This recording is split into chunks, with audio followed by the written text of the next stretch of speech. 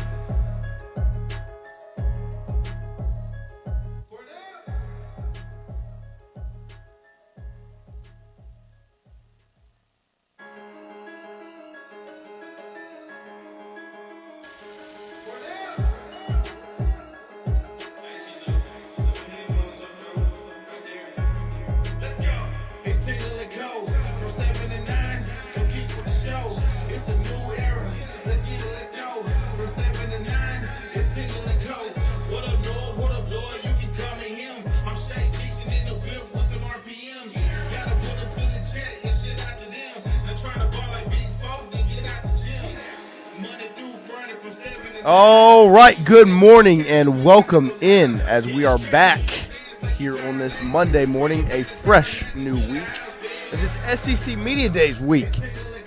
LSU obviously takes the podium today. I keep saying takes the stand, but they don't take the stand, they take the podium.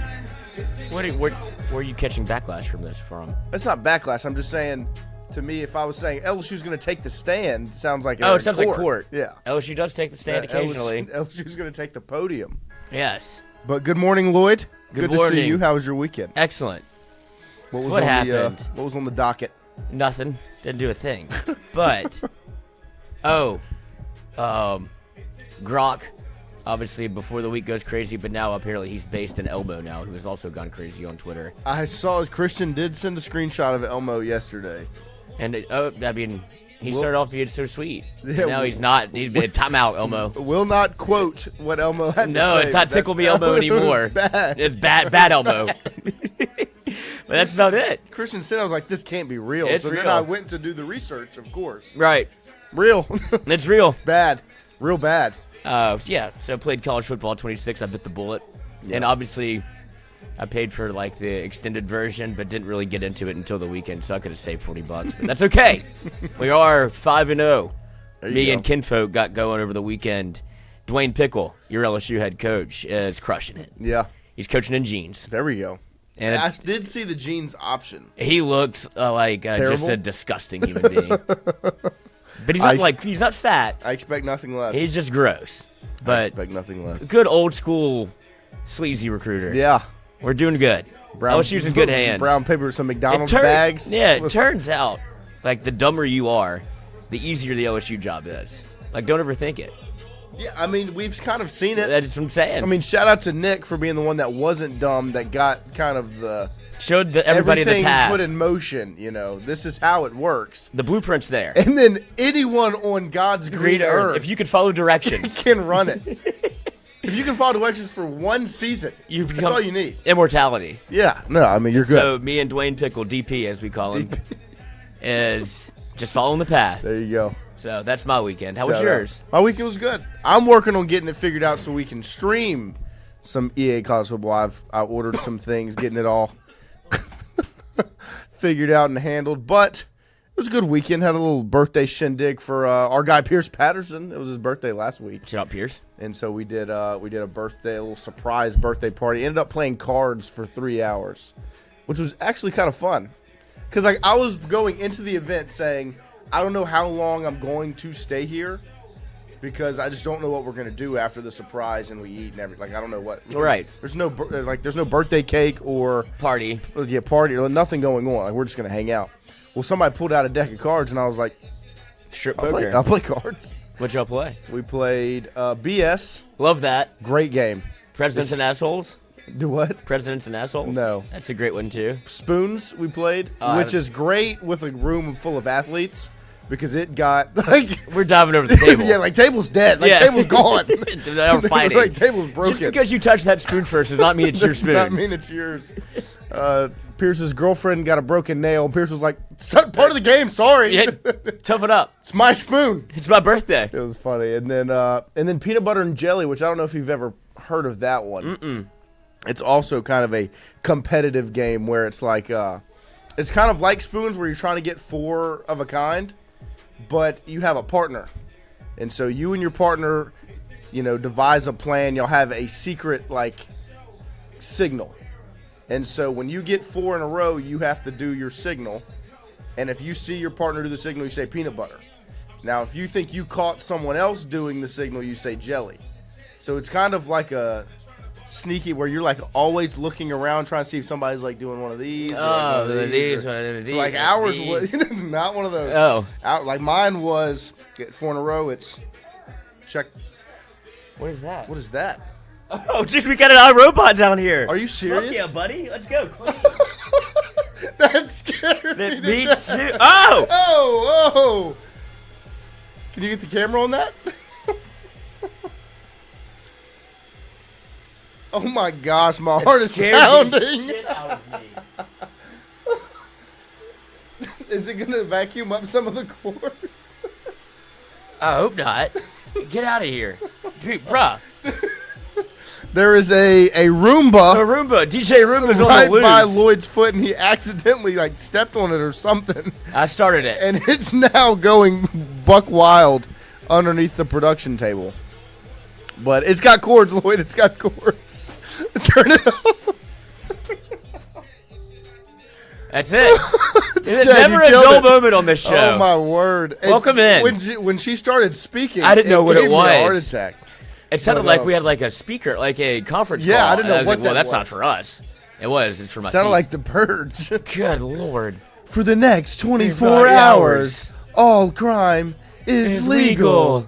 It felt like Squid Games. It was very frightening. But good morning. Welcome in. Appreciate you guys joining us here on this Monday morning. But yeah, there was a recap of our weekends.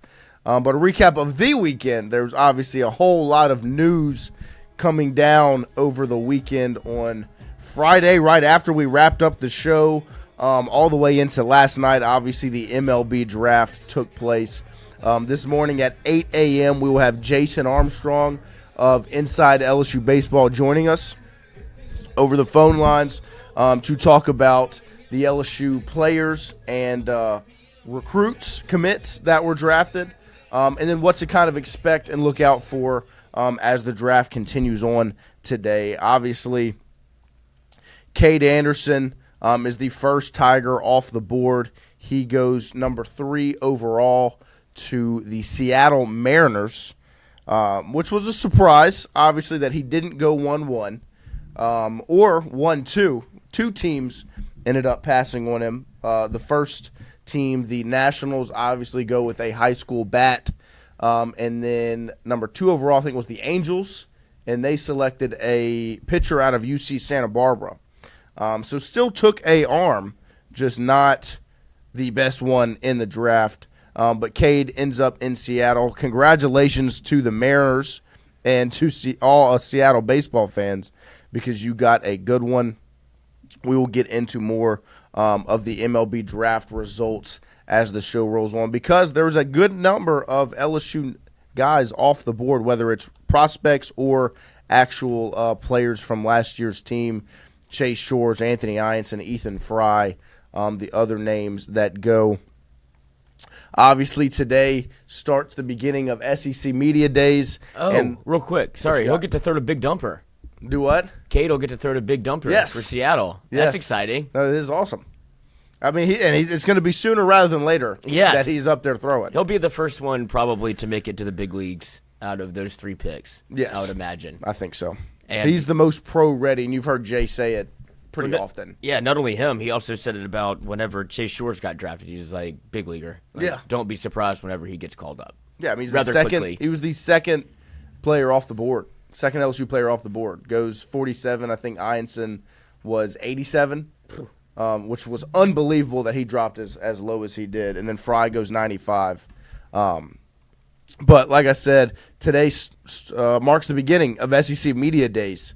And like it has been for the last couple of years, LSU is up on the podium day one. Brian Kelly, Garrett Nussmeier, Whit Weeks, and Chris Hilton will take the podium today to preview the 2025 season, to answer some questions.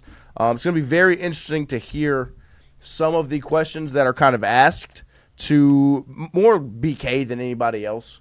Just kind of what the questions are going to be. Is it going to be about, obviously the roster will get brought up. They will talk about some of the moves that have been made.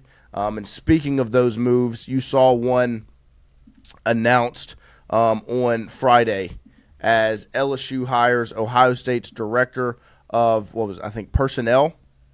Director of player personnel, Sam Petito, as the new director of scouting and personnel strategy at LSU. So obviously that job title is another addition to Austin Thomas's staff there in the roster management realm, as Sam Petito is an A-Meet native and has worked at Alabama, obviously Ohio State, where he's headed over from, and then Grambling as well. He is from the state of Louisiana, like I said, from A-Meet, and is another front office addition for Austin Thomas. And last week was, especially the end of last week, was an absolute roller coaster. I can't remember the last time in an offseason that didn't have a coaching change have that much news, kind of like the way it has so far this offseason. We'll get into that as well. In other news, 5-star interior offensive lineman Darius Gray included LSU in his top 5. Obviously, you've seen Brad Davis recruit at a very high level when it comes to the offensive linemen. Darius Gray is a 5-star interior offensive line who put out his top 5 just over the weekend, and it included LSU, as well as Clemson, Ohio State, South Carolina, and Tennessee. Those are the 5 for 5-star Darius Gray. He is the number 1 interior offensive lineman in the 26 class, and we'll see where that recruitment ends up as time goes on. Like we said, Kade Anderson goes number 3 overall. Chase Shores, 47, Anthony Ianson, 87, Ethan Fry, 95, and then a slew of commits to LSU were selected in that mix as well. There also was a announcement on Friday after we wrapped up the show where a high school commit pulled his name from the MLB draft and will be heading to Baton Rouge. Reagan Ricken, a right-handed pitcher, pulled his name from the draft and will head to Baton Rouge. He was ranked number 206 on Joe Doyle on his top 615 draft board as he will head to Baton Rouge, another freshman arm to be added to this LSU roster. Obviously, in other news over the weekend, you saw it announced. Wilson Alexander put it out where we've talked a lot about this arena that LSU will be getting, and now it seems as if Our Lady of the Lake will get the naming rights to it, as Wilson Alexander put it out over the weekend when they got the, I guess, like the mock drawings or the map of what this arena was going to look like. It had Our Lady of the Lake Arena on the front of it, and you saw the image over on his tweet at WH Alexander on Twitter, or on X, sorry. But yeah, the renderings that were obtained by the Advocate, when they show the arena, it says Our Lady of the Lake Arena on the front, which I'm sure will open up plenty of jokes for people that do not like LSU. But appreciate all of you guys. We will continue to roll through this morning, trying to see what everybody's got to say. Glimmer Fredette, tell that Roomba Fawn said good morning. Yep, yeah, we will. The capture card is not limited. It's you can do 4K on it. Let's see what everybody else got to say. Brian Burgess, good morning. Kenny Balala, good morning. Ting Pins, hope everyone had a great weekend. Hope everyone has a great, productive, wonderful, and blessed day. Go Tigers. But yes, Fonz, we plan on adding some video game streams to the mix. If we do need some assistance, I will make sure to reach out, my friend, because we likely will. But yeah, Andrew, I don't blame you that your Stros are going to have to deal with Kade for the foreseeable future. But it is nice that Ethan Fry ends up there, that he will be close, not too far. He will be on the local team, essentially, as Ethan Fry is a member of the Houston Astros. Like I said, we will have Jason Armstrong of Inside LSU Baseball, who's done just excellent work breaking down kind of what the MLB draft looks like from an LSU standpoint, whether it's the LSU players on the roster now, which we'll talk about, and then the commits that went yesterday, and what's left for LSU, kind of some of the names, because it is a lot to kind of keep track of, and it's not something that I am very privy to. I don't have the commits names down on a list anywhere. And so I struggle to keep track of that, as well as slot value, which is really the toughest part of this entire conversation, is exactly how slot value works. I get the gist of it and what it is, but I am not the most intelligent or informed when it comes to slot value. So we will talk to Jason Armstrong of Inside LSU Baseball at 8 a.m. this morning to get a true understanding, because that's what it seems to me.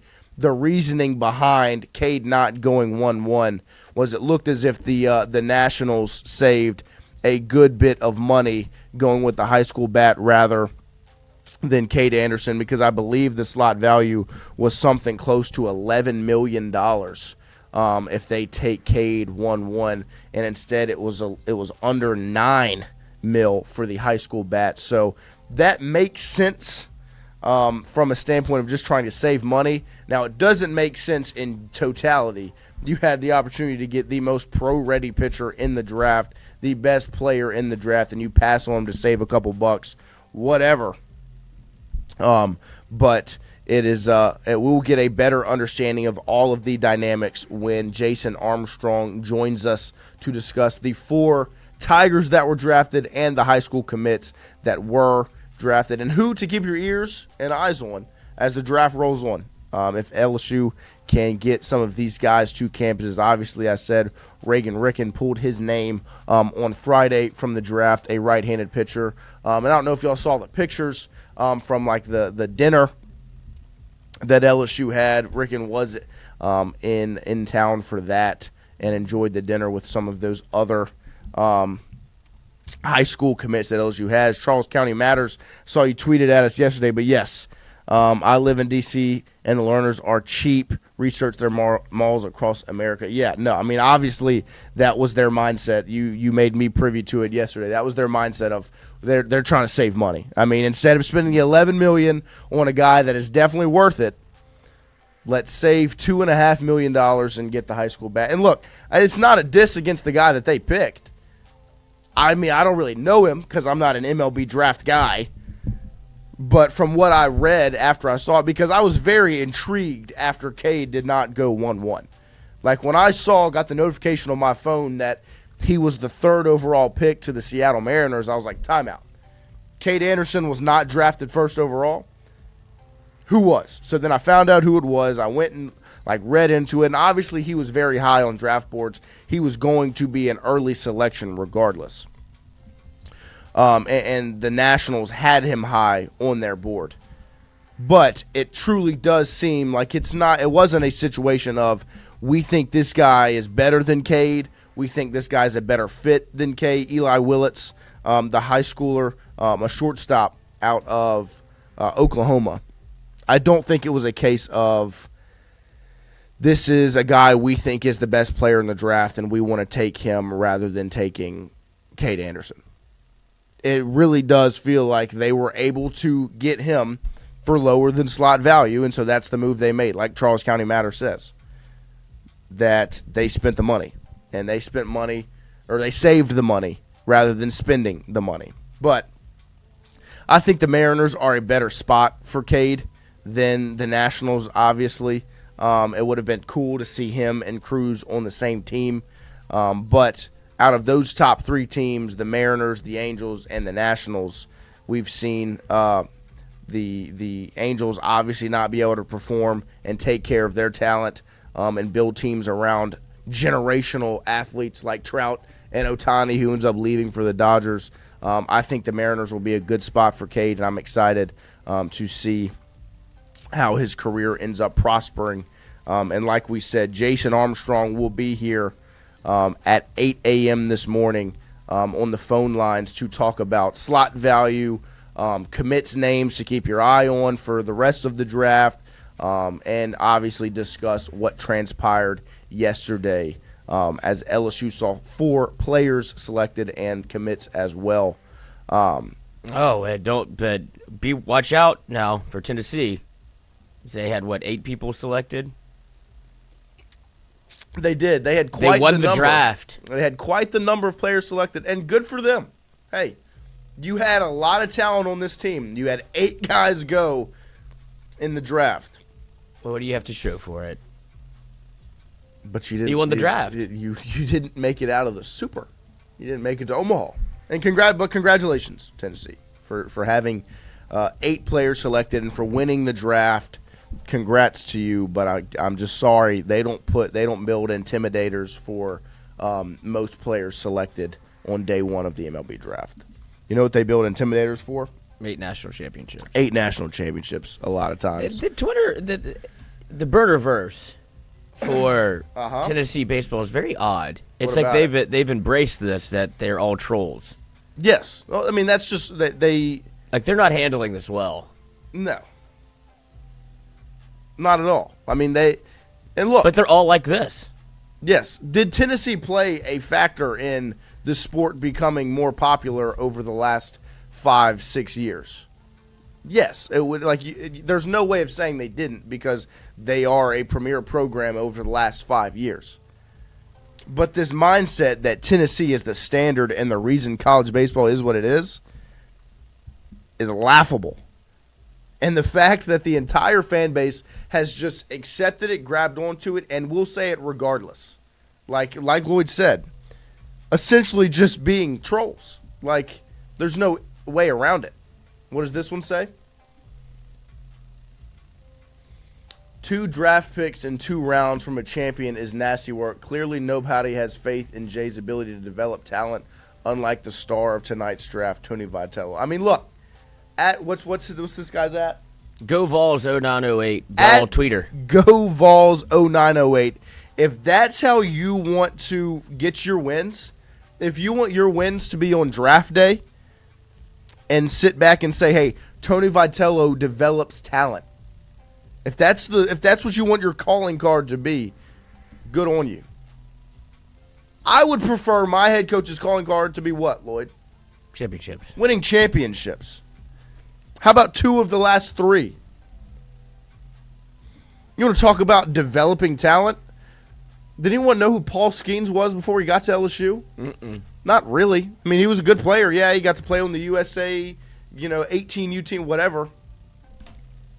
He wasn't the number 1 pick before he got to LSU. Kade Anderson was a midweek guy last year. He goes 3 overall. With an ERA of 27 as a freshman, you don't think he developed? Right. When you want to talk about developing talent, Chase Shores in his time, I mean, the fact that he got drafted coming off of Tommy John and the way the plan was laid out for Chase to show off on the biggest stage and rise the way he did. Ethan Fry developed over 3 seasons into being the scariest hitter in your lineup last year.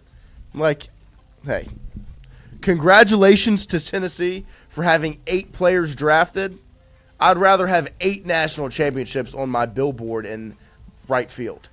Sorry. I don't even mean to give it the time of day, but I just find it so interesting that they all do it now. Like, there's no in between. Right. That's who they are. This is who they are. And there's no escaping it. There's no changing it. That it is the way of the world now. That's who Tennessee fans are. And hey. Yeah, I thought you guys know baseball. It's a difficult sport. Sometimes the better team doesn't win. It happened a lot this year, especially in Omaha. Like, that sounds serious. Buddy. Sometimes the better team doesn't win, which is true. But you had 3 games to win 2 against Arkansas and make it to Omaha, and you didn't. I think, they lost in 2, did they not? Yep. 2 and through, and then I'm pretty sure the best team in Omaha won. Yeah, it looked like it. And, it came down team that never went to the losers bracket? Yeah, I mean, it came down to, the 3 best teams going into Omaha, we talked about it the whole time, was who? LSU, Arkansas, and Coastal Carolina.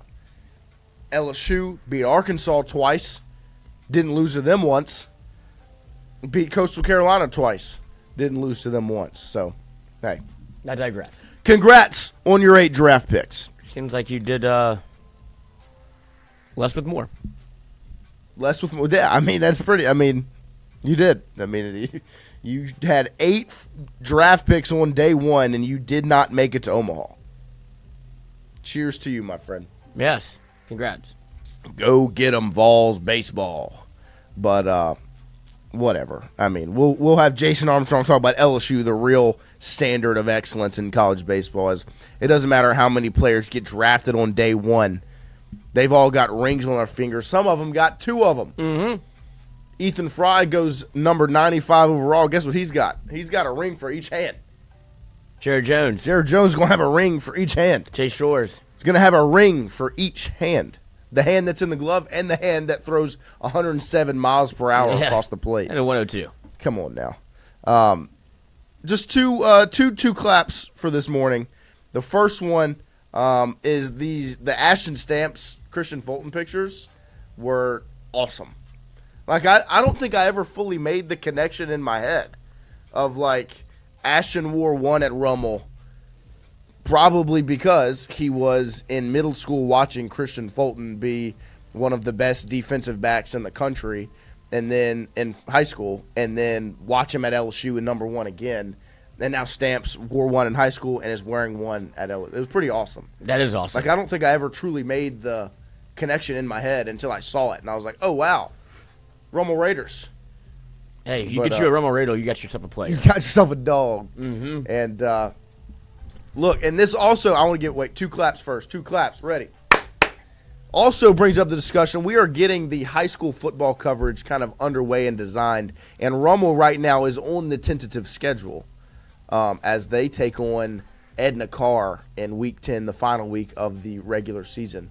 That is one of the games we have currently on the tentative schedule for Sam and Christian to get shipped out to New Orleans and get some coverage of that game. We're getting everything kind of ironed out for the high school football coverage. So if you guys have any requests or anything you would like to see, or if you watched it last year and you have any ideas on how we can make it better, let us know in the comments because we are very, very excited to get to work and better that, because last year to me was a very, very much of a success to sit and enjoy some high school football coverage and to get to watch the best in the state.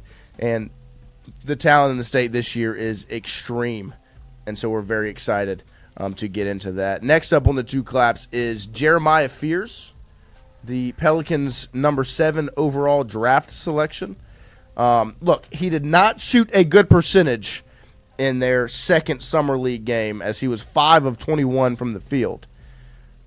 But the shot creation that he showed, his ability to get to the rim, his ability to get his own shot, look, they didn't fall. And if he makes 5 more of the shots he created, it looks a whole lot better. Thomas and Mack but playing I don't the know how you Lakers. can't sit back, watch this, and be like, yeah, I'll buy tickets to watch him play. Because when he has the ball in his hands, it is special. This is part of his game that needs some work. He's not a very good shooter. Well, and the problem is he loves to shoot. Yes, but like this part of his game where it's just, I'm ready to run, and he's got the ball on a string. Look, you guys are in the backcourt? All right, watch this. Bump, lay. Like he can get a paint touch like nobody's business. Behind the back. Oh, you're going to press up? Spin. I mean, that is tough. Tough. For a small guy, he's using his body, getting to the cup, and he showed off his ability to create his own shot in game number 2 against the Lakers Summer League team. It's kind of what the Pels need, too. Yeah, I mean, look. They've been looking for a point guard. Yes, they need somebody with the ball in their hands that's not Zion Williamson to be able to find their own shot and create for others. And that's where they need to grow. I watched the game. They had 6 assists, 0 in the second half. It was disgusting from a basketball standpoint of moving the rock. But they've got playmakers. So 2 claps for Jeremiah Fears and his ability to create shots. But yes, back into the LSU football news. Obviously today, LSU will take the podium. SEC Media Days getting underway. LSU has kind of become like a day one lock the last couple of years. LSU has always taken the stand on day one, as Brian Kelly will have Garrett Nussmeier, Whit Weeks, and Chris Hilton with him. They will be first up, followed by Ole Miss, South Carolina, and Vanderbilt. Lane Kiffin, Shane Beamer, and Clark Lee, and then the rest of the team slated throughout the remainder of the week. Be very interesting to see what questions are asked to Brian Kelly and how much they pertain to the money that was spent over the offseason. Kind of the things that were said as the season wrapped up of like, hey, we're headed to the national championship. We're keeping receipts. We'll see you there. And just kind of the way his tune has changed. But also just because some of these off-the-field moves that have been made, I wonder how many questions are asked to Brian Kelly about that, because they really have made – like I'll ask you the question, Lloyd, because you have a better understanding of LSU history than me, or a longer understanding of LSU history than me, especially in the off-season realm. When is the last time you remember an offseason with moves like this? Never. Without there being a coaching change? Because, like, that's to me, like, this is the wildest offseason outside of, like, I'll say in the time that we've covered LSU, the only offseason crazier than this was the Brian Kelly welcome in, here, build your staff, all of those things, all those moves. Outside of that, I can't remember one that's had this much movement and shakeup, especially in a positive manner for LSU. And without it being like the hiring of a coordinator. Right. It's just been all, whether it be transfer portal, which hasn't existed for the longest time, obviously, like the NIL moves, all of that, like that's so foreign and so new that you can't really look back at prospective history and say, oh, it's been since this. Right. But the moves that they made on the staff are some of, and without it being, like I said, a big offensive coordinator or defensive coordinator name, but more so kind of like what Austin Thomas is doing in the shadow staff and bringing in Petiti and all of these guys. Like, it feels a little bit different. And I would say, like, when in terms of like staff, probably when you hired Matt Canada, because you were trying to revolutionize your offense, and then you had Danny Etling, like I said, with the Air Canada shirt. And it's like, Les Miles has to do this because it has to look different. And then, was that Les or Ed? That was Ed. Ed, yeah, but he had to he had to get rid of that era and bring in his own. And it was like, the guy that scores 70 points a game, because he was supposed to bring in. No more Cam. It was supposed to bring in Kiffin and Aranda. Right, and he was going to have the best coaching staff in the country. Right. He swings and misses on Kiffin because Nick Saban's like, absolutely not. He can't go there, but then you bring in Matt Canada, so it feels a little bit like the Ed Orgeron is probably the biggest hire, like since like in terms of like going into a season, because you had no clue what was going to happen. Right. Brian Kelly, it felt like expectations were here because he's the winningest coach in college football. Like, that's active. Yeah. When Ed Orgeron was the interim to the head coach, it was like, oh my God. He was a D-line coach and then became the interim head coach. And it was such the end of an era with Les. Right. Yeah, no, I mean, because this is, and when I was like taking it all in on Friday of like everything that had transpired just that week, where you get Bolden from Ole Miss that Thomas is bringing over to be part of his staff, which I thought was a really good move. Yeah. And then you bring in Jeff Martin back to LSU, which I thought was an even better move. And then now you go out and you add Sam Petito from Ohio State. He's their director of player personnel, an A-Meet native, to bring him back, which to me, like, that's back-to-back-to-back front office hires that make LSU a much better program. Petito was hired by Ohio State in February of 24 as the program's director of player personnel, which, if you sit back and you think about what Ohio State did last offseason, what did they do, Lloyd? Did they build the best roster in college football? Last offseason, did they get guys like Caleb Downs and Quinshaw Junkins to transfer over? They were adamant that you didn't need to do that. They didn't need to do that to win. Right. They were wrong. They're wrong. And so now, what have they done? Right. You've become the 25 seasons version of Ohio State. Like last year, that was them. The year before, probably Ole Miss. And the year before, probably Texas A&M. But you've become one of the power perennial portal players. Yes. And so obviously Petito was a part of that Ohio State staff last year that did all of that work in the offseason. He was obviously a part of Nick Saban's staff for the better part of a decade, I believe. He's been around winning, and that's it. He was the director of player personnel at Georgia for 2 seasons before he got to Alabama. But, yeah, for 8 years with Saban, he was the director of personnel operations and routinely helped the Crimson Tide land top recruiting classes. This is a part, and this is the word that's been used when talking about these front office hires. It is saying modernization of LSU football. That's what Austin Thomas has done, is make sure LSU is in with the times, because prior to him, they were not. Like Lloyd just said, LSU was not prepared to handle what this new NCAA, the sport now looked like, from a NIL standpoint, a roster management standpoint, when it comes to high school recruiting and transfer portal. Like, they were not prepared for that. I think it's safe to say. They did good in the transfer portal. They still recruited well from the high school level. They were not prepared to be who they are now, because now they're prepared. Austin Thomas came in and completely changed and altered the direction of the program. The floor and the ceiling for next season were risen exponentially from what your team looked like. Like, if LSU doesn't go out and put together the first the number one transfer portal class in the country. The expectations are nowhere near, like 8-4 was what the expectation was prior to putting together the roster that's been put together by Austin Thomas. And that's what he did last year. Now he's completely revamped and built out a dream team of a front office staff. The expectations should be extremely high for what this program can do because of the staff that's been put together under the tutelage of Austin Thomas.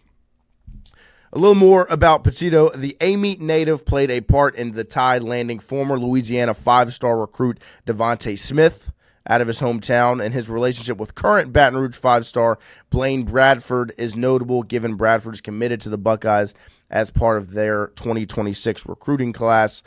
He is one of 3 5-star prospects in Louisiana. The other 2 LSU commitments, Lamar Brown and Richard Anderson. Look, I think that was the first thing everyone's mind went to when they saw this hire was, okay, Blaine Bradford. And you saw it right after Lamar Brown is tweeting at Blaine Bradford on Twitter. Which shout out to Lamar Brown on that because that's awesome to commit and be back to work that soon. Trying to get guys to join you on this on this roster.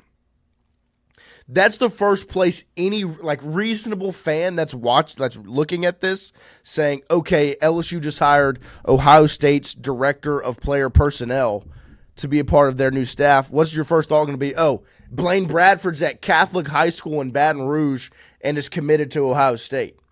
You don't think Petito had a role in that? They sent the Louisiana native. You don't think the Louisiana native had a role in getting the number one safety in the country out of Baton Rouge to commit to Ohio State over LSU? Pretty sure he played a factor in it. And it's right to have your mind set on, okay, now what's it going to look like from a Bradford standpoint? LSU was not going to stop on Blaine Bradford regardless. Whether the Petito move is made or not, LSU was going to continue to push for the number one defensive back at Catholic High School in Baton Rouge. They were going to continue to push to get him to LSU. That was never not going to be the case. The case is now you're going to push even harder. Now the dynamic has changed even more from a standpoint of you thought LSU was going to stay with the full court pressure on Bradford before. Think about it now. There's no reason that Blaine Bradford, a safety at Catholic High School in Baton Rouge, 10 minutes from campus, should be going to Ohio State University. But relationships with guys like Petito, who's a Louisiana native, on staff at Ohio State probably played a factor, and guess where he's at now? He has been hired by Louisiana State University and is joining Austin Thomas' staff. So obviously, my advice would be keep an eye on the Blaine Bradford recruitment because that is something that is obviously going to heat up. It was, like I said, it was always going to be a battle. LSU was not going to give up on getting one of the 3-5, the only one of the 3 5-stars in Louisiana that they don't have committed. They were not going to stop. But now they're definitely not. Now there's no ifs, ands, or buts about it. There's no way they are not going to stop trying to get Blaine Bradford to campus because this hire I don't think was made solely because of Blaine Bradford, but it's going to play a factor. This hire was made because it's a great hire. It's an outstanding addition to the front office staff. Talking about last week once again here on the Bengal Tiger, Shea Dixon had a write-up. He said on Thursday, LSU finalized a deal with a former longtime staffer and alum, Jeff Martin, to become the program's new executive director of player personnel. That hire came after Kevin Bolden left Ole Miss to join the LSU football staff as the program's assistant general manager. And now they bring Sam Petito in with his job title being the director of scouting and personnel strategy. They are putting together a dream team of a front office staff. We were talking about it last week when we had Glenn West on Friday. Is the stat, like the puzzle. If you're looking at LSU football as a puzzle, right? I'm gonna paint the picture. You're looking at LSU football as a puzzle. The last couple of seasons, really since 2019, the puzzle has missed some pieces. In 2022, there were some pieces missing in that puzzle.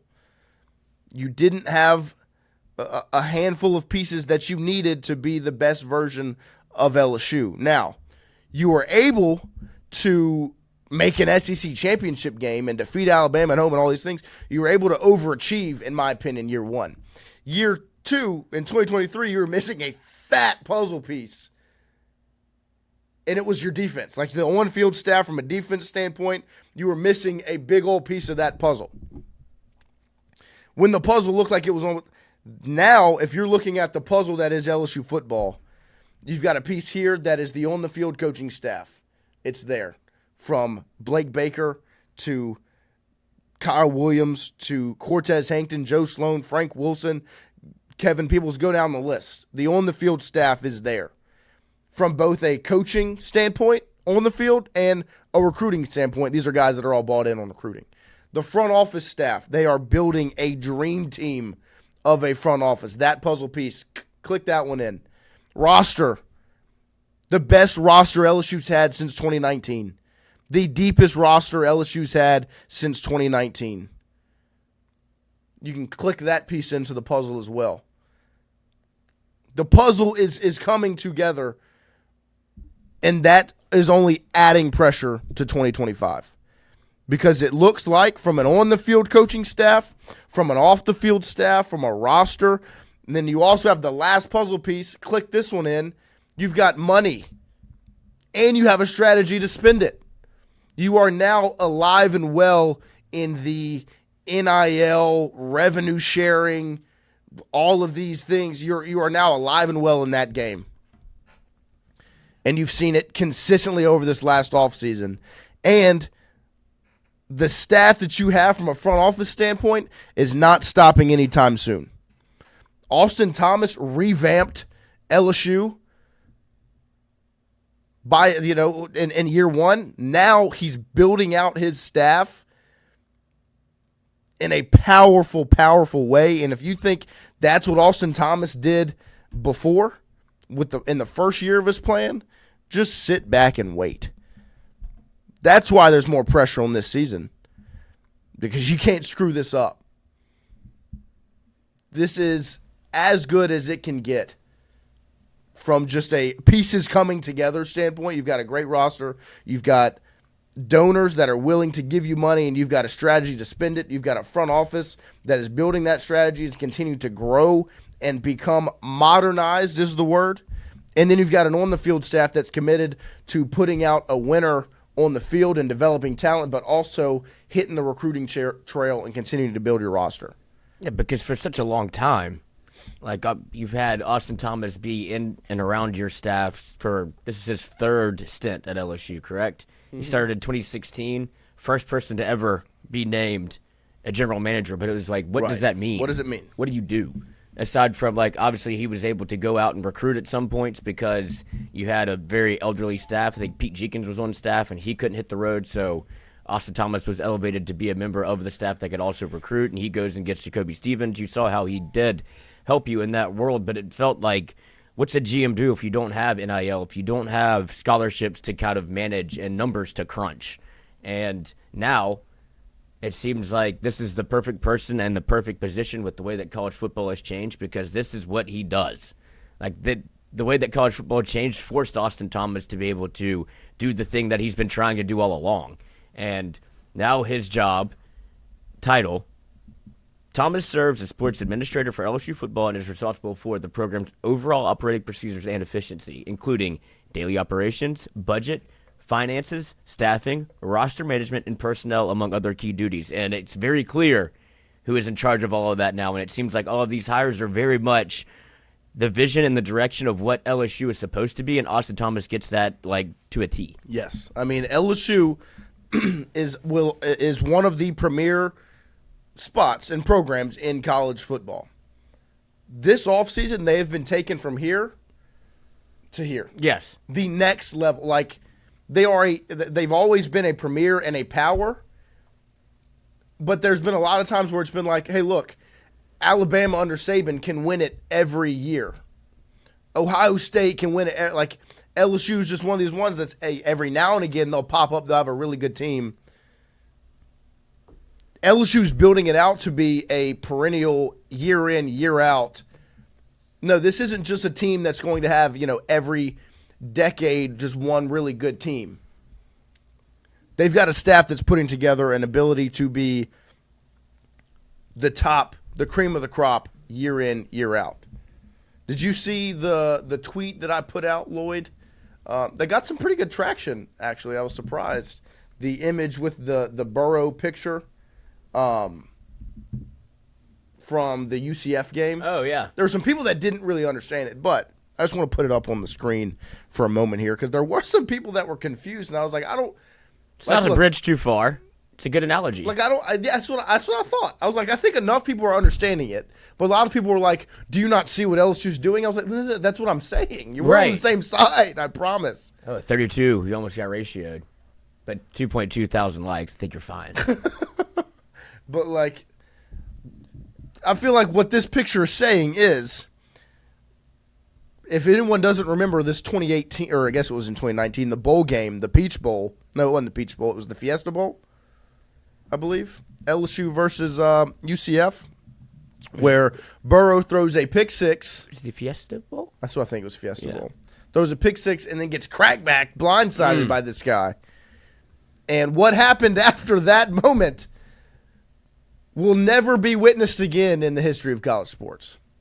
And to me, what I was making the analogy is Bryce Underwood's decommitment is the crackback that set off. Because, really, there's no way to say that it didn't play a factor. It lit a fire under your ass. What LSU has done since we sat in a dark studio venting for 2.5 hours about Bryce one player Underwood decommitting because it was detrimental. Think about where LSU was in that moment. You had just lost to A&M in ugly fashion. You had lost to Alabama in disgusting fashion. You also had lost to Florida in ugly fashion. And now the number one quarterback in the country that you thought was a lock has decommitted and committed to Michigan. Not only decommitted, but gone. Gone. Decommitted. And so, a week before signing day, it was done. It was over. After you had him. A commitment for a year. Thought it was, what was the word that we don't ever use? That L word. That L word. Everyone, it was, no. It was signed, sealed, delivered. It's not even. And it was crazy. We would even have the conversation, I can't believe we're sitting here talking about this because it felt like such a foregone conclusion. It's like, dude, he's in. Yeah. Nothing, there's no real smoke or fire around this at all. And until one night, one tweet goes out, and I was like, I'm going to kill myself. I get Hayes Fawcett. And I was like, this is the worst news. Is this real? Yeah. We got to go to the studio. Couldn't believe we got to be in the studio. And since then, what you have seen LSU do since that moment cannot be understated. They woke up. They won against Vanderbilt, which there was a discussion before the Vandy game of is LSU going to lose 4 games in a row and drop a Vandy game at home? They take care of business against Diego Pavia and Vanderbilt and win that game. Then they play Oklahoma at home, and it's wait, time out. This is a completely different team. That was the most complete performance they put together all year against Oklahoma. Nussmeier breaks his collarbone in the first or second quarter and then comes back out and throws a 70-yard bomb to Chris Hilton. And I was like, okay, whoa. And then they go out. They have Baylor in the bowl game. They dominate that game. You see a Devon Keys pick six. And then the offseason comes around. And this offseason for LSU, 2025 offseason, is as good as it could have been, really. I would be hard-pressed to think of a way that it could have gone better besides Bryce Underwood not decommitting. But I don't think everything that's happened now happens without that. Yeah. You can say, and I get it, LSU would have been modernized regardless. I don't think the boosters would have woke up the way they have if they would not have, like, if LSU would not have been publicly embarrassed and shamed the way they were. Like, it was obviously something that was a shot heard around the world, because when Wilson Alexander was writing in his write-up and they were talking to the boosters, they were like, it was a thing where, you know, that happened, and then my phone started ringing of like, this can't happen. Like, how can I help? It played a role in what LSU has now done. Like, you can't say LSU was going to do this regardless, because yes, LSU would have been modernized, would have had to adjust, and they would have.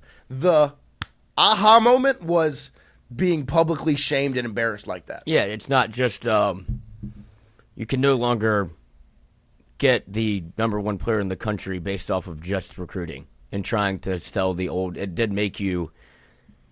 It was a very clear realization point of you got to spend to win. Yes. You have to. Like, there's no ifs, ands, or buts about it. I think they were going to get there anyway if you continue to hire people like Austin Thomas, if you make those types of moves. But I think then it became, this is the way we're doing it from now on. Yes. And it's Nolan's finest. We took his decommitment and turned it into the best team in college football, batting the number one portal class with all that damn NIL money he was going to take. I feel as if you misunderstood the post. I mean, he goes, oh, I have to agree. That shit went over my head. I jumped to conclusions. My bad. All good. No worries. I just shot you over Jason's email. Perfect. For 8 a.m. this morning. Brian Kelly, obviously already getting started talking at Media Days. So he's talking to the local media currently, I believe, and he says that Whit Weeks and Harold Perkins are still expected to be a full go for the start of camp. That is per Wilson Alexander. And then Wilson said LSU put Clemson paw prints on the bags it hits in the weight room and has 1-0 on screens all over the building. Brian Kelly says we've made that a specific goal. 1-0 is a specific goal, and it should be. Yeah. Like, this is what, 2019 was the last season opener? One? Yep. Brian Kelly has not won one in his time at LSU, Florida State, USC, L. Each one more embarrassing than the last, I would say. Would I be wrong in thinking that? Like, each season opening loss has been more embarrassing than the one before it. Yeah. Like, 2022 was a rough one. I mean, LSU makes that 99-yard drive and then gets the field goal blocked and loses 24-23, whatever it was. It was a rough one, but recovered from that. The expectations were extremely high going into 23. You get walloped by Florida State in that one. And then you go to Vegas. You made all these changes. You got it right. We're ready to go. And you lose to USC, who ended up not being a very good football team at all. And now, what do you have on the docket for season opener, Lloyd? What, just the best team out of all of them from a roster standpoint that you're facing? Like, Clemson is the best team that you will face in a season opener under Brian Kelly's tenure up to this point. That Florida State team in 23 was good. They ended up going undefeated before Travis gets hurt and they don't make the playoff. Clemson might be the number one team going into the season. Like, this is a big-time week one. Well, not only that, it's a true away game. Yeah, you're playing in the fake Death Valley. Yeah. So, look, we'll get back to the LSU football after we talk LSU baseball right here in just a couple of minutes with Jason Armstrong. We'll take a quick break and get him set up and ready to go to talk MLB draft, LSU players and commits in the draft right after this.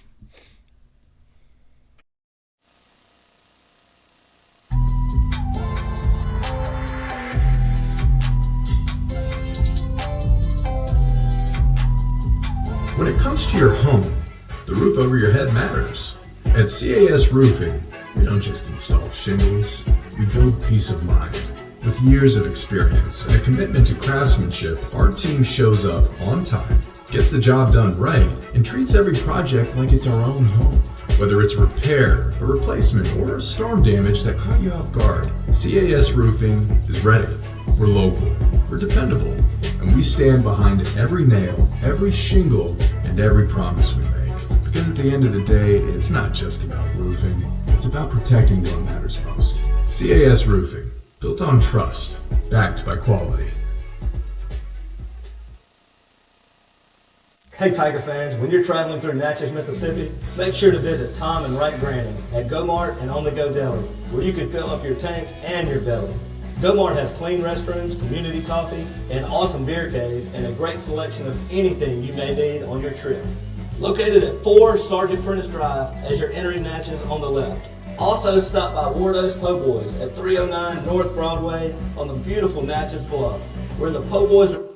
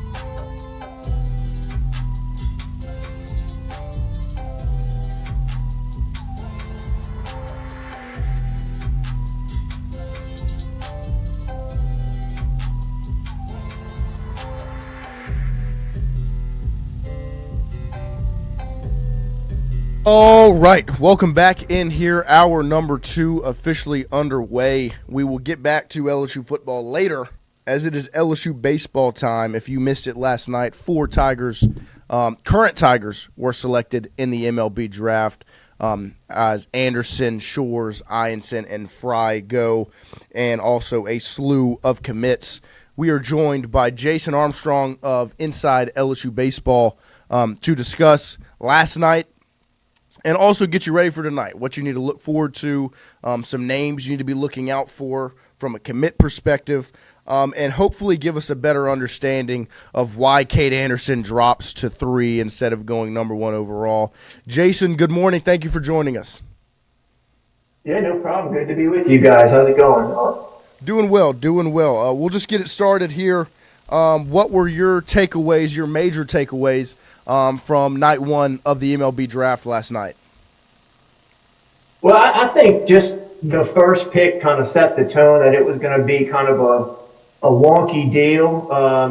With Willits going first, I think that was very surprising. And then to see Bremner go with the number 2 pick, there was a lot of talk that this was going to be a very unpredictable draft. But I think those first 2 picks kind of just set the tone, and we maybe not so much from LSU's perspective, but there were quite a few surprises, I think, in the early picks, and then kind of all the way through the first 3 rounds. Yeah, what was your reaction to Willits going number 1 overall, and Kade obviously dropping to number 3 to the Mariners?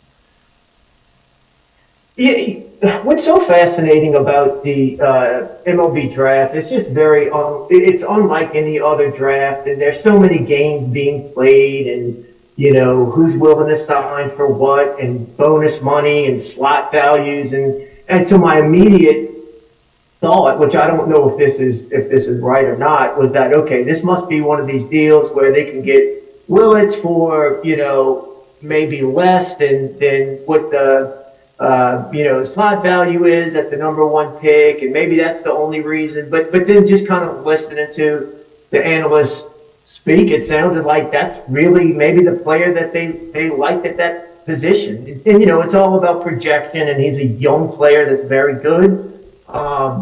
But it's just odd that, we've been seeing these mocks for months and months now, and nobody really had Willits going number one. So,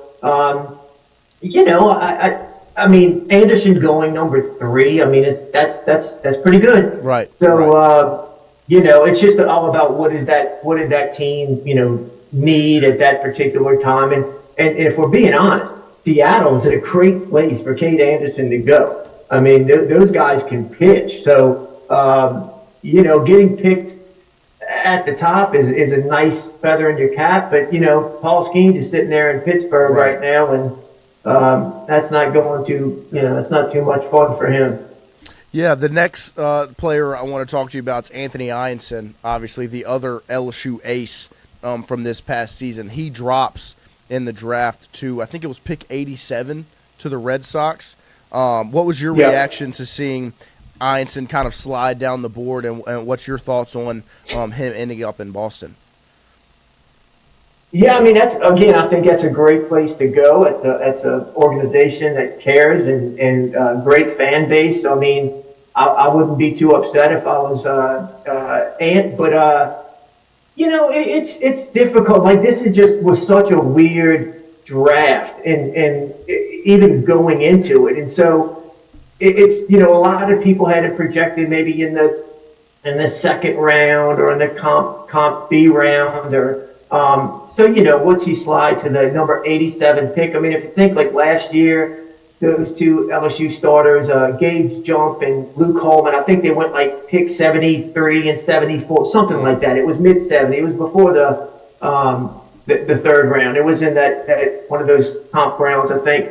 And so, that's it was maybe a little lower than people thought. I saw him maybe in some mocks at the late first round, but it's one of those deals again where it's like, hey, you got a guy who has been incredible all year against the best competition, but again, it's like a projection thing, has he hit his max as far as what he can do in the that I don't think so, but that goes into it when these teams are looking at it. So. I wasn't shocked by where he landed, but I hoped he'd go a little bit higher for his sake. Yeah, and then from a prospect standpoint, the LSU commits that go last night. Can you just rattle off their names to inform some of the viewers, and then kind of your thought process on or expectations with some names to look out for as the draft rolls on? Yeah, so like this class, we started with 18 high school signees, all right? I think you felt pretty good about 6 of them getting to campus. That leaves you at 12. You already had 2, Cerna and Reagan and Ricken, that declared they're coming to school. So you're down to 10 guys going into this draft. So the four that incoming freshmen that were drafted last night, Brady Ebel goes with number 32 pick into the first round. Jaden Foskey goes, pick number 44 in the second round.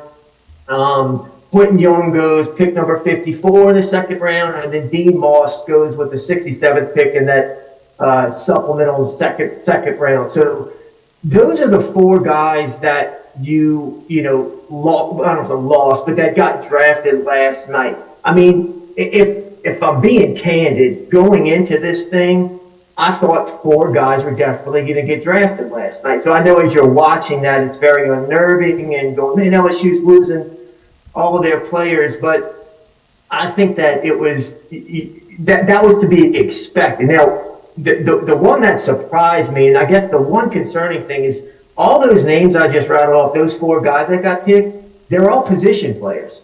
So you lost 4 position players that were, coming into your class. Dean Moss was the one that, and I know some people on Twitter said, well, he was ranked as the 56th pick. That's one service, and there's more to it than just where they're ranked.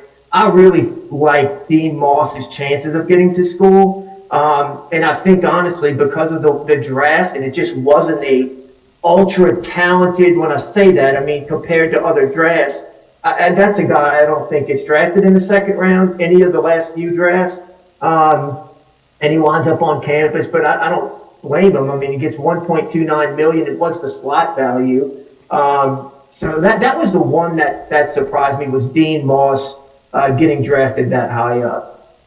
Yeah, and then what are some of the names to look out for as the draft rolls on from an LSU commit standpoint?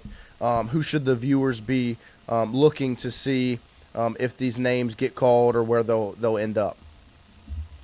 Yeah, so I think one of the big wins from last night, and listen, this doesn't mean they're going to make it to LSU, but the fact that Briggs McKenzie, the big left-handed pitcher, who, if we're just going to use one service that I think everybody's been using, like the MLB pipeline, Briggs McKenzie was slotted at the number 69 pick.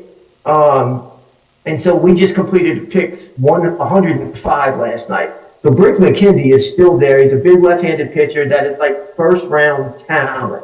That's a guy that, I was worried about last night going. I'm still worried about him because just because he's still on the board, the hopes is that, hey, this is a guy that is good enough to be in that, $1.5, $2 million bonus type of guy.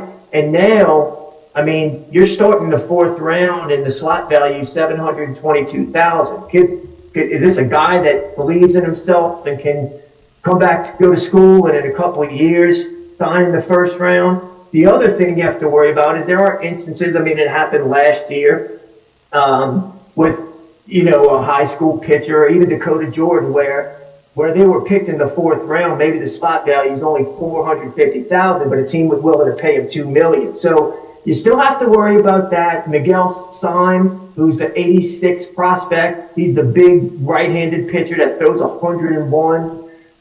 Those are the two that, as this draft keeps going, you start to feel a little bit better about, because if you can get McKenzie and Syme to school, that would be like huge wins. But those are two. I think William Patrick, he's the Louisiana outfielder. They had him at pick 90. He's still available. River Hamilton is at 99. Marco Paz, the 103. And then Landon Hodge, who's ranked as the number 164th pick. Those are the guys that are all still on the board that you anticipate that are draft risk. It's just a matter of how many of those can you get through these next,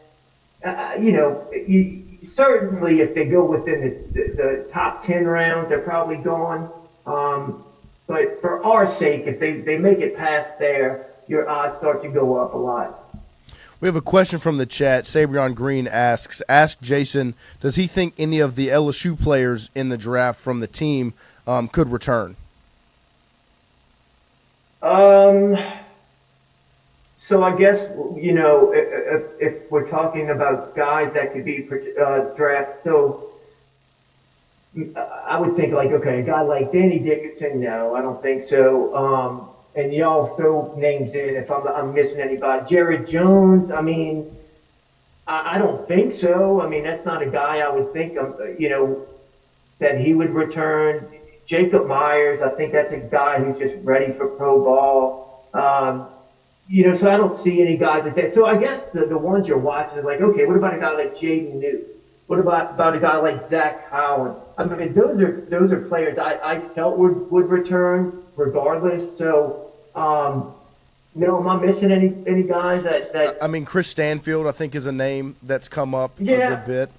Connor Ware. I just think, yeah. I mean, I think a guy like Chris Stanfield, it probably behooves him to go if he's drafted, just because he will lose all leverage as a senior. Connor Ware is an interesting one. I think somebody would take a shot on him in the draft, and if I'm Connor Ware and I'm going, okay, this is a loaded pitching staff in 2026. Do I want to go back and scrap for innings, or do I want to start my pro career? So I don't know what he's leaning towards, but I wouldn't be surprised either way with Connor Ware, whether he chooses to go or come back. But I definitely if I'm looking at this today from the players on LSU's team, I'm certainly hoping to Jaden Newt, Zach Collin, that those guys come back. The one in the chat that's coming up is Ethan Fry. They're asking if Fry is legitimate, like if it's a done deal, like that he's going to go. Obviously, he's drafted at 95 to Houston. I wouldn't think that he would return because he was drafted, the 95th overall pick. But some of the viewers are wondering if there's potential for him to maybe return to LSU's roster. Yeah, man, they could give number 16 to somebody else in the incoming class or whatever tomorrow. Yeah, Ethan Fry is not going to be around. That is an unbelievable job by Ethan Fry. Good for him to get drafted at pick 95 in the third round. I mean, it's just kind of unprecedented. And again, it's a weird draft, but this is a guy with 1 year of major success. But like you think about it, he had the same amount of at-bats as Jake Brown. So like he didn't play, have the at-bats as the Jared Jones or anybody like that. And he hasn't played a position. You just don't see guys like that get drafted this high. But, there was talk the last couple of days that he was really shooting up. And he's unique. He's big. He can run. So, I mean, that's awesome for him. But, like, if you don't – that tells you a lot about the draft. You've got a guy, Jared Jones, who has hit over 60 home runs over 3 years, a 300 hitter who's still sitting there right now. And Ethan Fry – and this isn't a slight on Fry. He's incredible. That a guy with 120 at-bats this year maybe, that's gotten picked in the third round. So, just a lot about projection. But no, Ethan Fry is going to be, he's going to go pro. Ed, for Fry's sake, whenever you look at what slot would be, he is valued at $803,000 for his slot signing bonus with being the 95th pick overall. Do you think that he signs for over slot? I mean, I don't know. I mean, if I was him, I would be very excited to sign for 803, 805, whatever it is, because, again, I just don't think – you go back 2 weeks, I don't think many people had Ethan Fry going that high. I think you had people thinking maybe 6th round, 5th round, and can LSU put together a $250,000, NIL package to sway Ethan Fry. And this is one, I'll be honest, a month ago, I thought Ethan Fry was coming back. He did so well, though, down the stretch. And then you start to think about it. The guy's got 2 rings. I mean, what else is he, what else does he want to do? I mean, he's about as high right now as he can be. He's coming off a great year. So you kind of got to go now is the thing for Fry. I mean, this is he's hot right now. So yeah, I just think that there's a world in which whenever we all kind of thought he may come back.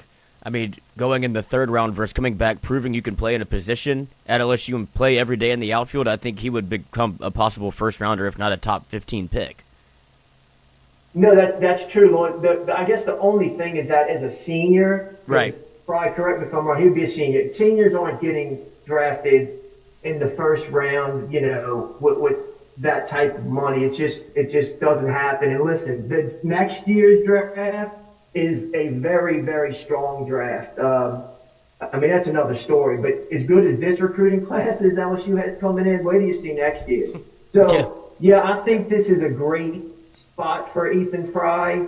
I mean, I would be, shocked if he didn't sign. But I guess your question is, does he, get more than that?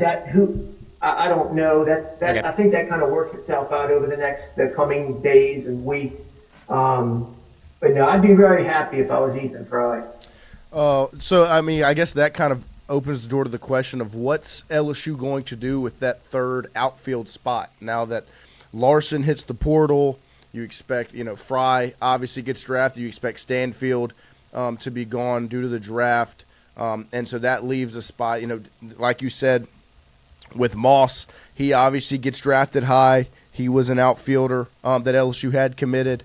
Where does LSU look to fill that third spot next to Jake Brown and Derek Curiel?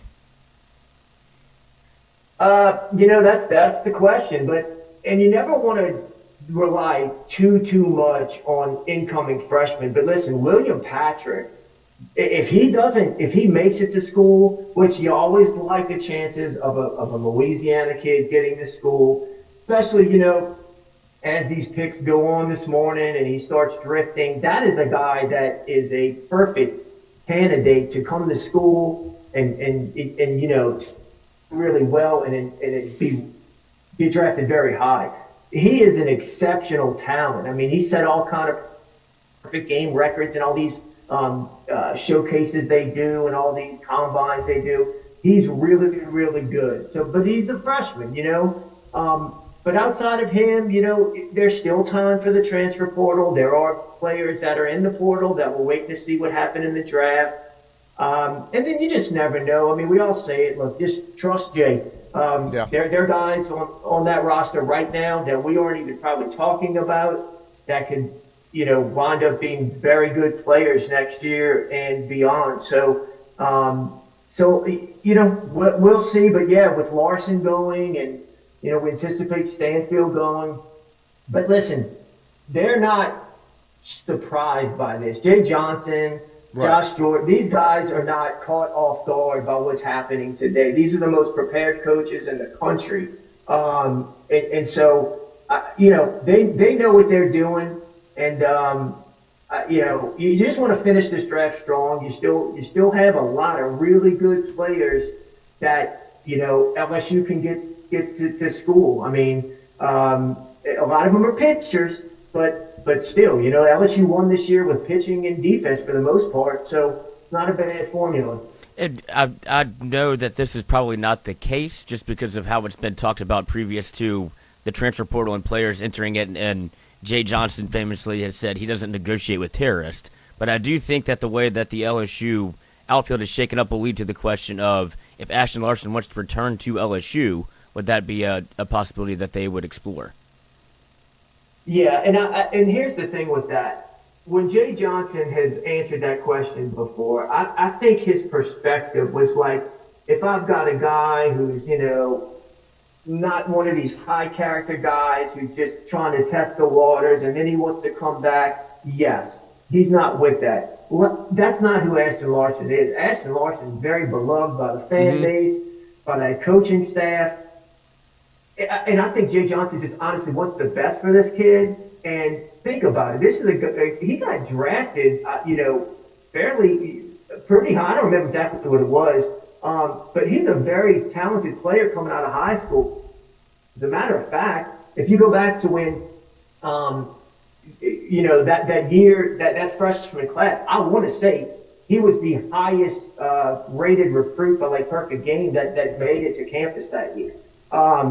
And so I think that's a situation where the guy can play, man. I thought he would be a starting outfielder next year. He's in on the Kade League right now. He just got named for the second straight year to the All-Star game.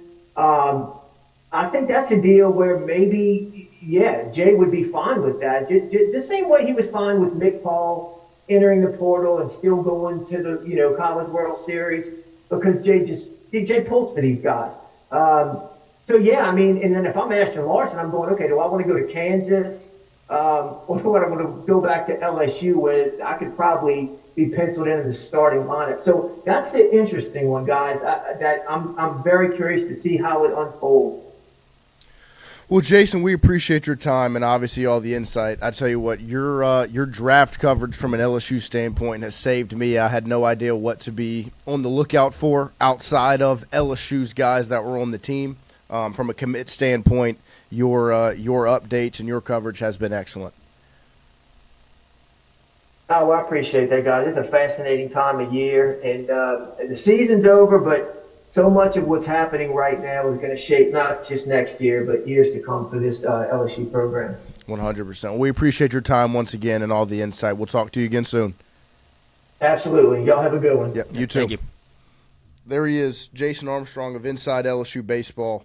All of the information. He crushed it once again. This is the third time I think we've had him on. We had him on twice in Omaha to preview Coastal Carolina, and he's just crushed it every single time. He does such good work over at Inside LSU Baseball, his podcast and his Twitter page. If you go follow him on Twitter at Inside LSU Baseball, it is it is very, very easy to keep up with everything going on from an LSU baseball perspective because he's got the coverage everywhere. He had the list of names.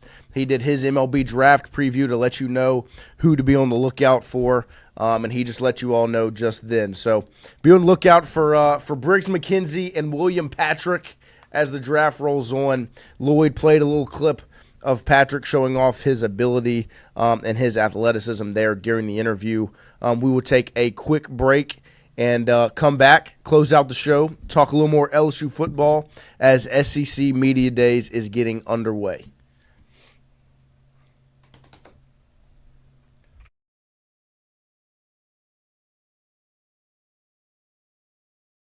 How are y'all talking about that first game in a way that's maybe different than you have the past few years? Yeah, that's a great question. We've made it a specific goal. Goal setting is something that we're all very familiar with in college football. Everybody talks about goals. We've made this a specific goal, and a specific goal meaning it's tangible for our guys. If you go through our weight room, we've got a Clemson paw print on the bags that we hit every day.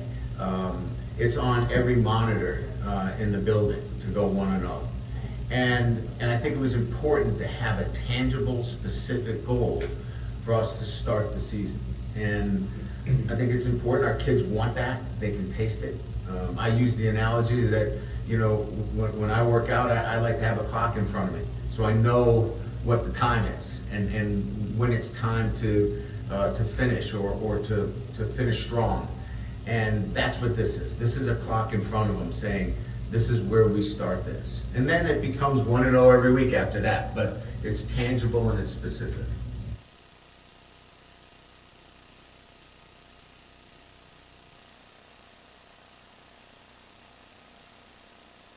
When it comes to your home, the roof over your head matters. At CAS Roofing, we don't just install shingles, we build peace of mind.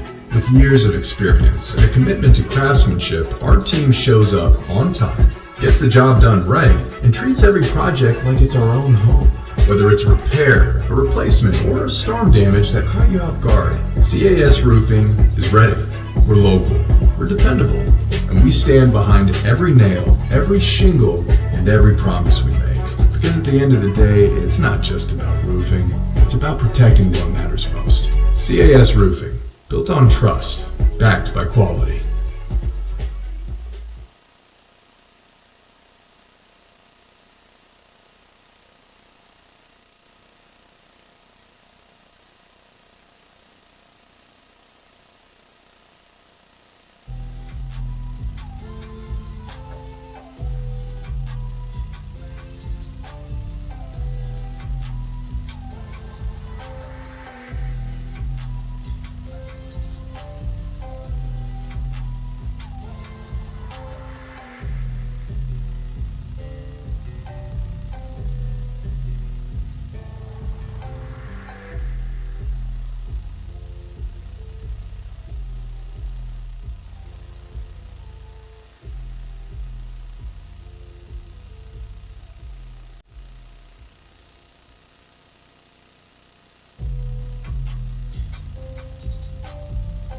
All right, welcome back here as we are closing out hour number 2 here on Tingle and Co. It is almost 8:30 a.m., about 30 minutes remaining here on this Monday morning show.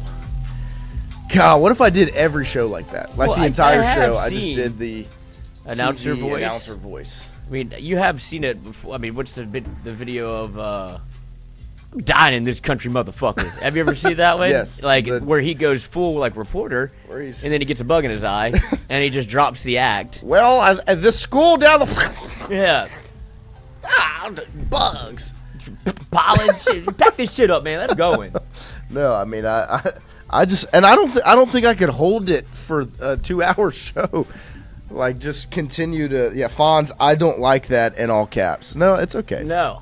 I get it. I wouldn't do it. I would not. That's as a producer, I would not. Speaking of card games, there's one called Uno Dare. Oh. And so, like, there's a list of dares, or you can make your own, obviously. But one of the dares is you have to speak in an announcer's voice, commentate the Uno game until Somebody else. it's gets your turn again. Oh, nice. That So sounds- like you have to be like, well, there's Lloyd playing the reverse card, and you will you will actually be skipped there as the cards are moving around. They are green. But I don't know if you saw. Oh, here it is. This is the best. Here at Augusta High School that led to Chris Wood's death. The fuck is that? Yeah. I'm dying in this fucking country ass fucked up town. Shit flying in my mouth.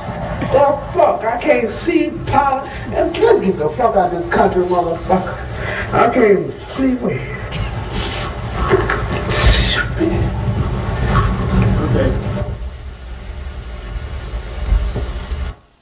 What really happened on that Thursday here at Augusta High School that led to Chris Wood's death? The fuck is that? Yeah. That is. I'm dying in this fucking country ass fucked up town. It's my favorite part. Dude, I mean, because the TV voice is great. Uh-huh. What actually happened here at Augusta High School? It's country town. God damn it. But it's the best. But Yeah, that's what I I'm saying, couldn't do it. People do that for real. But speaking of Uno, did you see that is an official table game in Las Vegas? Is in the it? casinos. You can play Uno at the tables now. Why not? I don't even know how you gamble on Uno. I mean, you just put into the pot and try to win, I guess. Yeah. Which I think is awesome. I've never really That's some played high Uno. stakes Uno. Actually, Yeah. Uno's fun. Uno's a good game. But there is some strategy to it. But Yeah, here it is. it's not the easiest game to kind of strategize, which is I guess why You could put it in you Vegas. can bet on it, you know? Yeah, does it? It's not like fixable. Like you can't game the system. Yeah, There's no, like no. Like, actual it's still- advantage. It's like it's a card game. You can't count, and I don't think you can count cards in Uno the way you could in like Blackjack. Like it's different, you know? But Uno's fun, and I would play a high stakes Uno. Like I would get into it because when Game Pigeon on your phone, I don't know if you've ever played like the iMessage games, like Cup Pong or anything like that. They had Crazy 8, which is essentially Uno. And when it came out, me and my friends played the most heinous Uno games known to man in woodshop class sophomore year. Oh, nice. Like we would sit around the big woodshop table and we would play Uno in the iMessage games nonstop. And it was just as like intense as it can get. And that was before you could even put money on it. Now you can gamble on it in Vegas. That's right. Which is awesome. But Wolfgang at Noah missed the first part, but BK at Media Days giving bulletin board info to Clemson on weight bag being 1-0 for Clemson. He should know better.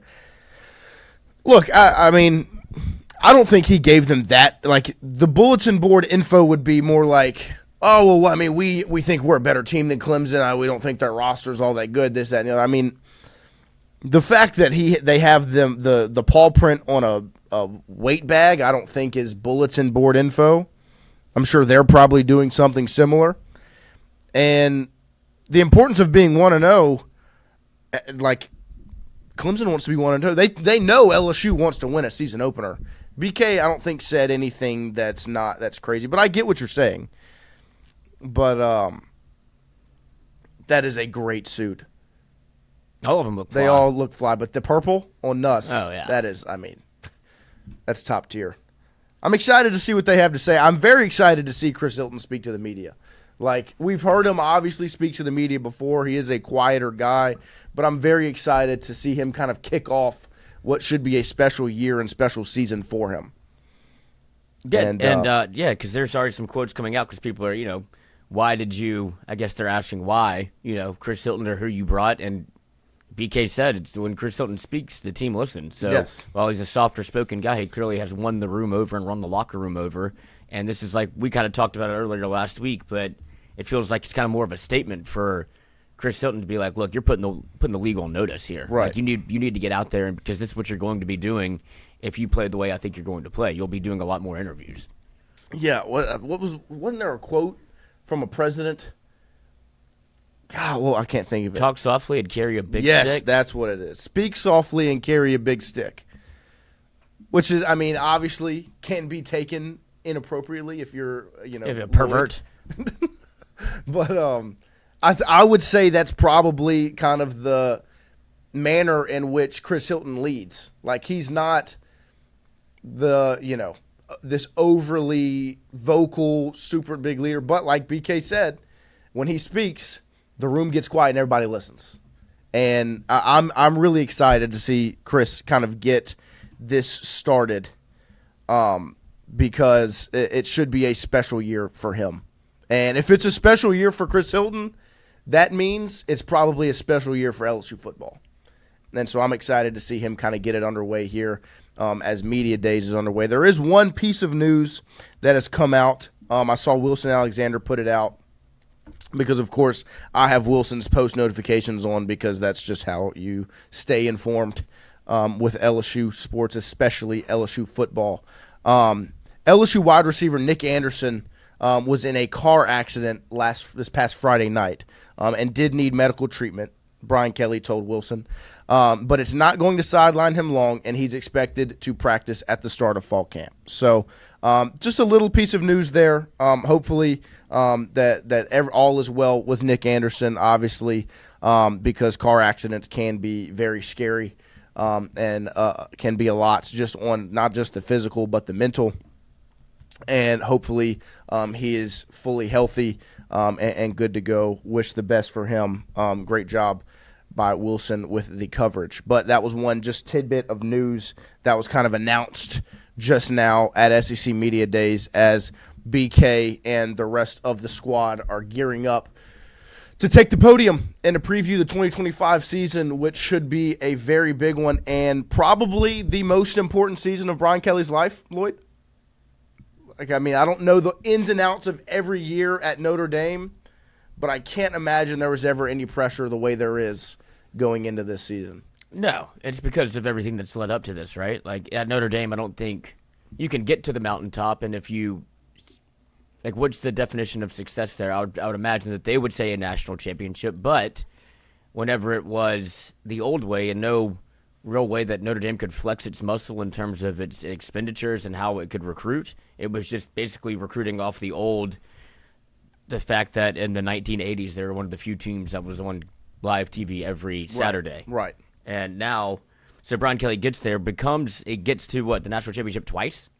Or at least gets to the college football playoff once, and then national once for sure. Yeah, and then got his doors blown off by Alabama. Like that clip of them coming out of the tunnel. And I think that is kind of what stuck with him. Is like, all right, I need to be in the SEC. Like, that's the caliber of players I need. You see that he has regressed in his time at LSU. Like, there's no other way to put it. The teams have gotten worse. And so for him, yes, it is the most important season probably of his career, much more so that definitely the most important season for him in his tenure at LSU. Yes. I mean, like Lloyd said, if you look at it in an LSU vacuum of year one, you overachieve. Absolutely. You go 10-4. You make an SEC championship berth. You take down Nick Saban in Alabama year one at LSU, and then you spurn a national championship team like Jaden Daniels, Malik Neighbors, and Brian Thomas Jr., and then that offensive line, everything that goes into that offense. You win a national championship with that, and you didn't get the job done. As much as you went 10-3, you underachieved tremendously. Year three, you underachieved again, 8-4, the first non-10 win season since being at LSU. The pressure is on. Wolfgang, I know, but it's known by everybody LSU has to win game one. But did you ever see Saban mention that in a presser about the other team? No. I get it, but LSU Brian Kelly has to speak to the media, and I'm not trying to defend him. I'm not saying he's right in what he's saying. I just don't think it's an overly big deal that he's saying they're putting emphasis on going 1-0 because he hasn't won one yet. Like, he's not won a game one since being at LSU, and I just don't think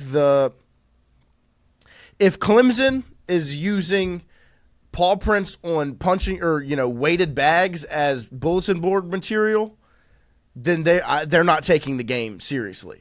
Like, it would be like if Brian, Clemson said that they have a picture of Garrett Nussmeier on the wall that they're throwing darts at in the Clemson locker room or whatever. And Brian Kelly saying, oh, well, because of that, now LSU's going to take this game serious. If Clemson's only taking the game serious now because LSU has paw prints on weighted bags, then they wouldn't be prepared for the game. These are two of the best rosters in the sport. They're going to be two top 10 teams, maybe top 5 teams. I just don't think BK did a lot of damage or did anything detrimental to LSU by saying that. But, like you said there, it's got to be backed up with a win. LSU's got to get the job done and go 1-0. The sentiment around starting 1-0 is not fake. You got to do it. And this is the best roster you have, but it's also the best roster you're going to face in the season opener. So we'll see what it looks like on August 30th. And like Hunter Hall said, I'm hoping the show on Labor Day Monday, September 1st, is not a sad one or an angry one, because it could be. But like we said, we're getting the plan laid out to go to Clemson, be there pre-game, at the game, post-game, head back on Sunday so that on Monday we can be sitting right here with either a smile, a big grin across our face, or we won't really talk about what the alternative is. We'll see how strong Rope is. But appreciate you guys joining us. Shout out to Jason Armstrong for the great information he gave us. Don't forget, every single day we are brought to you by CAS Roofing and Advising. Our guy, Pierce Patterson, over at CAS Roofing and Advising, turned 22 last week. Heyo. Young man. And he will help you out with all your roofing needs. CAS is young in the business, but they are as good as it gets. Roofing can be a very confusing and stressful gig to go out and get. There are so many roofers out there. It's one of the most oversaturated markets in the world, but especially here in Baton Rouge. It feels like you see a roofing truck, a roofing sign, billboard, commercial from a different company every 5 seconds. And CAS is getting it underway. They're based out of central Louisiana, and they have a great crew of guys. And our guy, Pierce Patterson, is the one you should call at 225-910-0619. They will come out, inspect your roof for free. They'll give you a free estimate, but their goal is to get it bought by your insurance, covered by them, so that you can get a new roof. And they do the best work out there. So make sure you call Pierce at 225-910-0619. And don't forget about their raffle they're doing. They're special. If you're within a 50-mile radius of their office and you call them for an inspection, you get put into a drawing for LSU football season tickets. Those home games include Florida, South Carolina, obviously Southeastern Louisiana Tech, Western Kentucky, Texas A&M. I mean, there are some big games on the schedule, especially Florida, South Carolina, and Texas A&M. Call Pierce 225-910-0619. Get your roof checked before the weather. And if there were any leaks during the rain last weekend, call them, get them over there. Lloyd, do you want to play one of our games or play both of our games? Oh, yes, we have a new game in the fold now with the Barstool Trivia. We connect athletically, always. But now we've got a little trivia game. And I don't think we have Brian Burgess in the chat, which could be detrimental to our success. That's true. Because he's the smartest man I've ever met in my life. Or as he would say it, experienced. Experienced, yes. So it'll be but we might be contingent on us. Because this is hard. This is harder than the and shout out to Connections.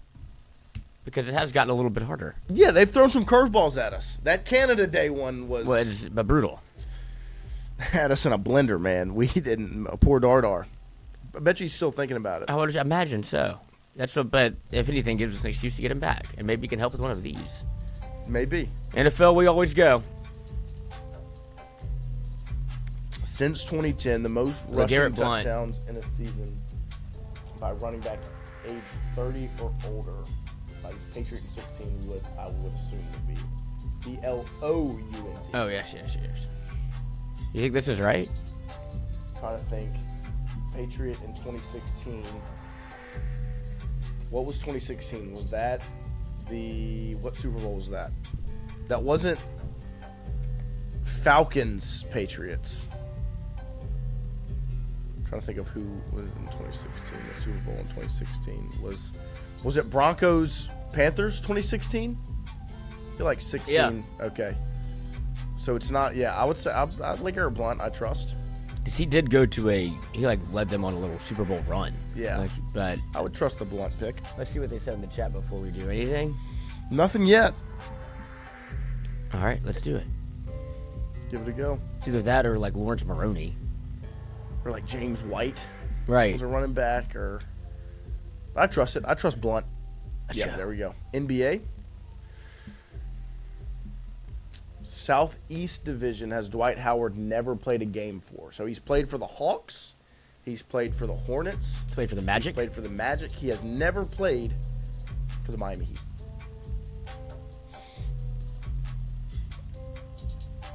Let's see. For 11 seasons in Ottawa. I mean, we have no clue. No idea. Let's skip it and let's go to something else. Cars. Mustang. Good job. Mach-E. Oh, that's definitely Charlie Sheen. Yeah. And Amy Adams. Yeah. Wow, you're good at these. That was kind of. I don't. That was scary. But Charlie Sheen, it makes it very scary. What was the clip of him doing that interview? Winning. I win here, I win there. Drugs in the house? Where? Where are Where? they? Show me. Take them to me. Bring them to me now. Do you not like there's drugs in the house? I don't know what you're talking about. Just tell me they're not. Wake up your milk. I can't find them. Wake up your milk, and for a great start to the day, have been a slogan associated with what drink mix brand? Would it be Nesquik? Or Folgers. Folgers in my cup. Or like Community Coffee. Fawn said, wow, Noah. Yeah. Because of Amy Adams and Charlie Sheen. It's okay. Television, let's see it. Megan Fahey, Julian Moore, Millie Alcock, Glenn Howerton, and Kevin Bacon. Sirens was a limited series that aired on this streaming app. Netflix. It just came out.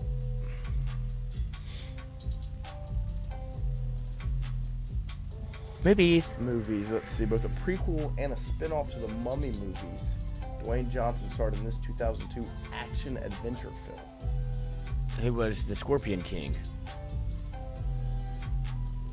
I'm not sure. I don't know this. Is it that what it is? I think so. Okay. Send it. 2002 was the year I was born, so. Macklemore and Ryan Lewis had the songs top had two Oh, songs. yes. This song, Can't Hold Us. Put our hands up like the ceiling can hold us. Like the ceiling can. Let's go. Oh, wow. I can't believe I got the Oh, my great. gosh. This is Okay. impressive. Yeah, we're actually doing kind of good. Anybody know any hockey? Nesquik, you dummies. All right, we'll double sip That's Nesquik. what I said, isn't it? Yeah, yeah. It's all right.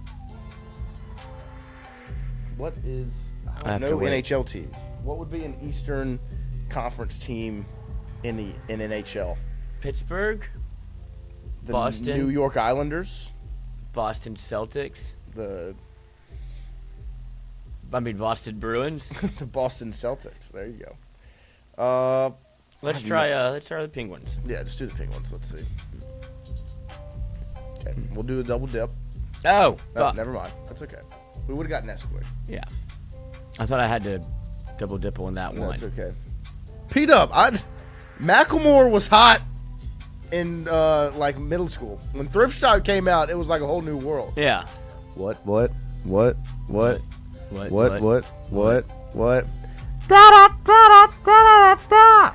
was a whole new world, man.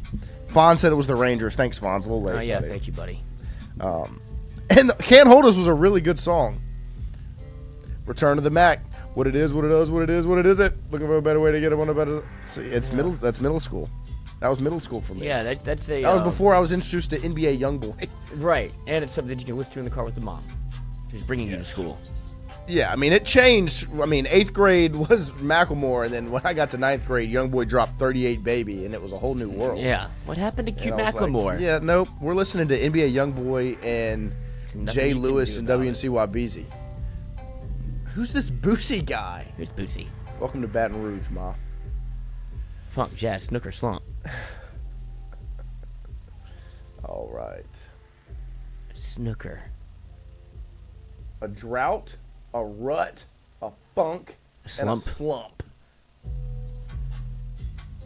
Drought, rut. And then funk is in that top left corner.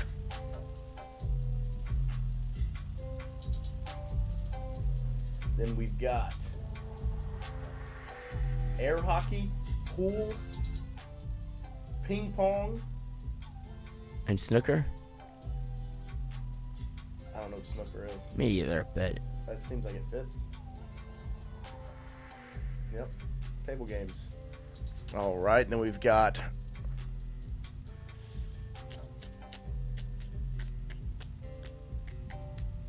State Farm Arena, Ball Arena, Scotiabank Arena. Rocket Arena? Yeah, I think so. There we go. I don't know what this Cal one is. Junior Jazz. Home Run Derby. God. Jazz Chisholm. Today. There we go. Oh, we did. There we go. That feels like That that feels feels like like us again. that feels like a connection. That feels like us. We connected there. All right. But- Let's go get ready to cut up this Brian Kelly presser. Appreciate you guys. Time to sit back and enjoy some SEC Media Days. One day, we will be there. Yes. It was just right now from coming off of a stressful 2-week trip in Omaha, which was also very enjoyable. We had to settle back into the studio. We had to settle back in the studio. Last Monday, or Tuesday's show, because we didn't have a Monday show, Tuesday's show was a little Felt rough. foreign. But I also have now set up at the crib, so that if there are shows that end up going like that, or we can't get in the studio or something happens, I've got the webcam, the PC, and some mics set up at my house. He's got a to get it podcast underway. studio. I got a little podcast set up at the crib. So, I'll be here. no, you can come over, Lloyd. Oh, okay, cool. I got 2 mics. Yeah. There you go.